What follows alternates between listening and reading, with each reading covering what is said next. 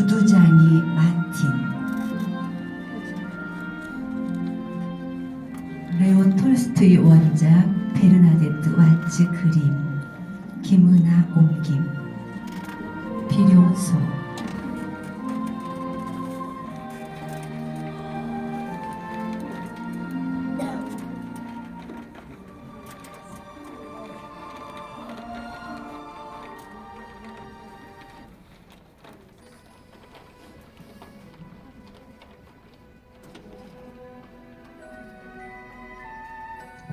어느 작은 마을에 마틴이라는 구두장이가 살았습니다. 마틴은 창문이 하나 있는 지하방에 살았는데 그 창문으로만 거리를 내다볼 수 있었습니다. 그래서 마틴은 지나가는 사람들의 다리밖에 볼 수 없었습니다. 하지만 마틴은 신발만 보아도 그 사람이 누구인지 알았습니다. 이 마을 사람들의 신발은 거의 다 마틴이 고쳐주었기 때문입니다.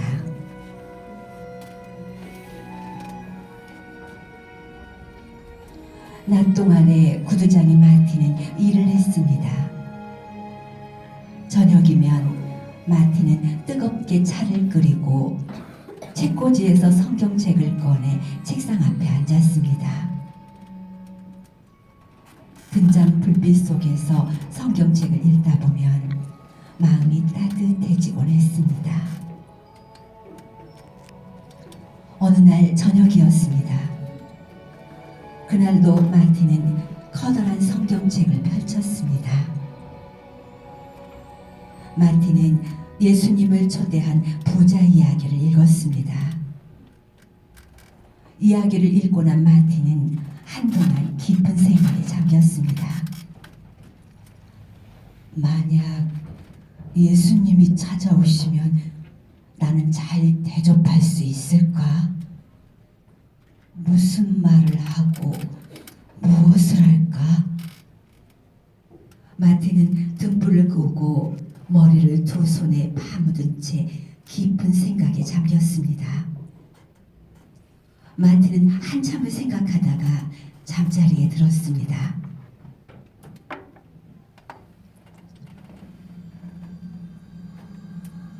마틴 하는 소리가 갑자기 들려왔습니다. 마틴은 깜짝 놀라 깼습니다. 하지만 방에는 아무도 없었습니다. 그런데 이번에는 부르는 소리가 아주 똑똑하게 들렸습니다. 마틴, 마틴, 아침에 거리를 살펴보거라. 내 너에게 갈 것이다. 마틴은 일어나 눈을 부볐습니다. 마틴은 이 소리를 정말로 들은 것일까요? 아니면 꿈을 꾼 것일까요? 마틴은 다시 한번 주위를 둘러보았습니다. 하지만 아무도 없었습니다. 마틴은 다시 자리에 누워 잠이 들었습니다.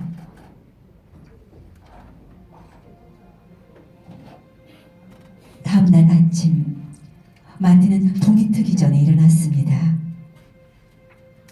마틴은 난로에 불을 붙이고 그 위에 물주전자를 올려놓았습니다.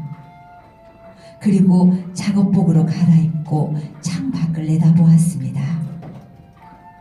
아직 이른 아침이라 거리에는 아무도 없었습니다. 물이 끓자 마틴은 차를 타고 빵을 잘랐습니다. 마틴은 어젯밤 일이 꿈이었을까 생각하며 아침을 먹었습니다. 조금 뒤에 마틴은 일을 시작했습니다. 막 가죽을 한 조각 잘라내는데 발걸음 소리가 들렸습니다. 마틴은 위를 올려다보았습니다. 늙은 청소부 슈테판이 발을 동동 구르며 시린 손을 호흡 불고 있었습니다. 마틴은 얼른 창문을 열고 외쳤습니다. 들어와요, 슈테판! 우리 집에서 몸 좀 녹이세요. 슈테판은 안으로 들어와 따뜻한 난로 옆에 앉았습니다. 날씨가 춥군. 얼음장 같대. 슈테판이 한숨을 쉬면서 말했습니다. 슈테판은 마틴이 내놓은 뜨거운 차를 한 모금씩 천천히 마셨습니다. 슈테판은 몸이 따뜻해지자 고맙다는 인사를 하고 돌아갔습니다.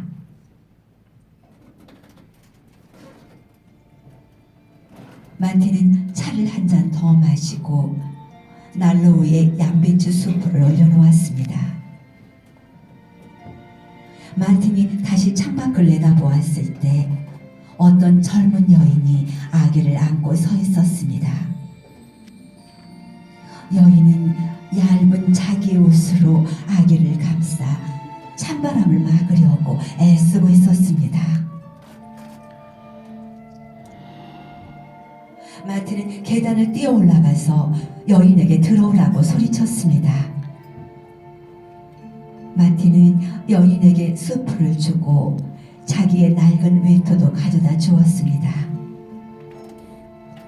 그 외투는 크기가 넉넉해서 여인과 아기를 충분히 감쌀 수 있었습니다.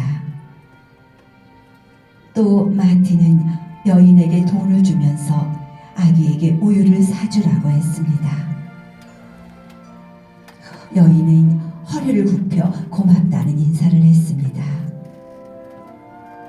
여인은 두툼하고 따뜻한 외투로 자기와 아기의 몸을 감싸고 떠났습니다.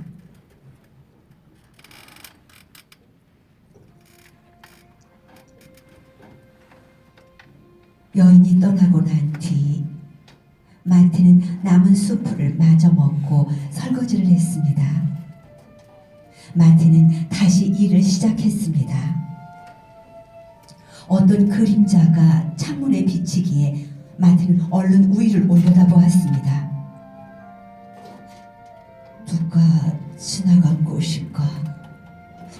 아는 사람도 지나갔고 모르는 사람도 지나갔습니다. 하지만 특별히 눈에 띄는 사람은 없었습니다. 그런데 갑자기 거리에서 시끄러운 소리가 들려왔습니다. 가게 할머니가 사과를 훔친 소년의 머리채를 잡고 욕을 하고 있었습니다. 소년은 몹시 아파했습니다. 그때 마틴이 두 사람 사이에 끼어들었습니다.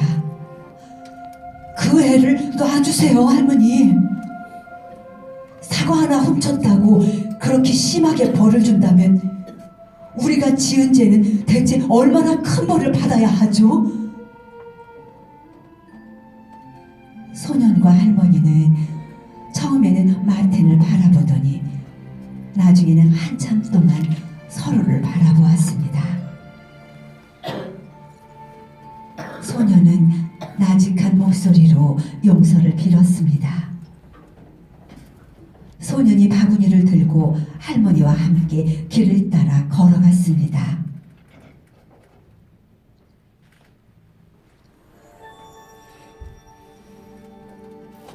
마틴은 또다시 일을 시작했습니다. 내일 아침까지 끝내야 하는 일이었습니다. 곧 날이 어두워졌습니다. 가로등에 불을 붙이는 사람이 지나갔습니다. 마틴은 등불을 켜고 장화를 마저 다 꿰맸습니다.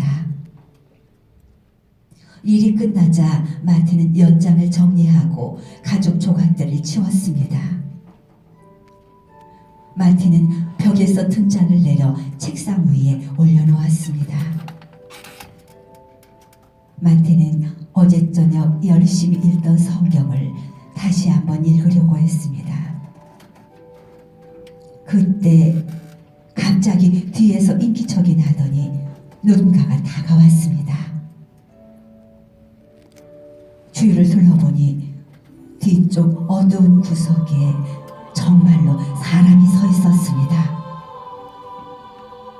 하지만 누군지는 알아볼 수 없었습니다. 그때 어떤 목소리가 속삭였습니다. 마틴, 날 모르겠던가? 누구세요? 마틴이 물었습니다. 나였네 하면서 어두운 구석에서 슈테판이 빙그레 웃으며 걸어 나왔습니다. 역시 나였네 하더니 아기를 아는 여인이 앞으로 걸어 나왔습니다. 그 여인은 살며시 웃고 있었습니다. 아기도 방글방글 웃고 있었습니다. 그리고 역시 나였네 하더니 가게 할머니와 사과를 든 소년이 이쪽으로 걸어왔습니다. 두 사람도 빙그레 웃고 있었습니다. 마틴은 깜짝 놀라 모두를 바라보았습니다. 그 사람들은 마틴의 눈앞에서 안개 속으로 조금씩 모습을 감추더니 사라져 버렸습니다.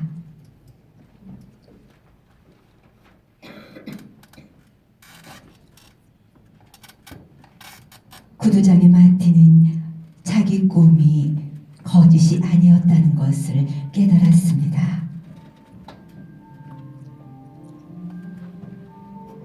예수님은 정말로 마틴에게 오셨고 마틴은 예수님을 맞이한 것이었습니다. 이 구두장의 영혼은 아주 맑아졌습니다. 마틴은 어젯밤에 읽다가만 바로 그 부분을 읽기 시작했습니다. 그쪽 맨 위에는 이렇게 적혀 있었습니다. 너희가 여기 있는 형제 가운데 가장 보잘것없는 한 사람에게 해준 것이 바로 나에게 해준 것이다.